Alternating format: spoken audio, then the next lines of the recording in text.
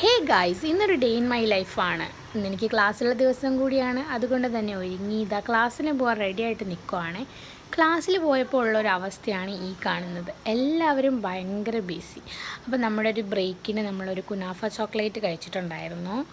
അതൊക്കെ റിവീൽ ചെയ്ത് കഴിഞ്ഞതിന് ശേഷം ഇത് ഇടയ്ക്കിടയ്ക്കുള്ള സംഭവമാണ്. ഇതാണ് നമ്മുടെ മിസ്സ് ഞാൻ ഈ വീഡിയോ എടുക്കുന്ന കണ്ടെങ്കിൽ ഇപ്പം നല്ല കിട്ടും ഇപ്പം കണ്ടേനെ രക്ഷപ്പെട്ടു.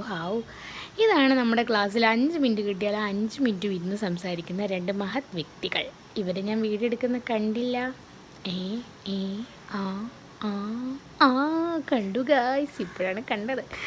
ഇത് നമ്മുടെ ക്ലാസ്സിനിടയിലെ കലാപരിപാടിയാണ്. 5 മിനിറ്റ് കൂടിയിരിക്കുമ്പോൾ വീഡിയോ എടുത്തില്ലെങ്കിൽ ഒരു സമാധാനം വരില്ല.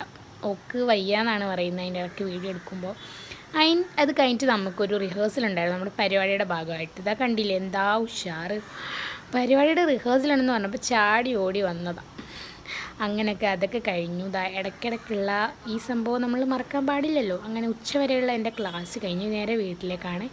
ഇതാണ് എൻ്റെ ഡ്രൈവർ സ്പൾബർ. വെറുതെ പറഞ്ഞാണ് കേട്ടോ, എൻ്റെ ഡ്രൈവറൊന്നും അല്ല ഇത്.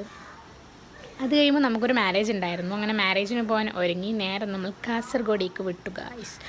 അങ്ങനെ ഇതാണ് മാരേജ് ഫങ്ഷനൊക്കെ.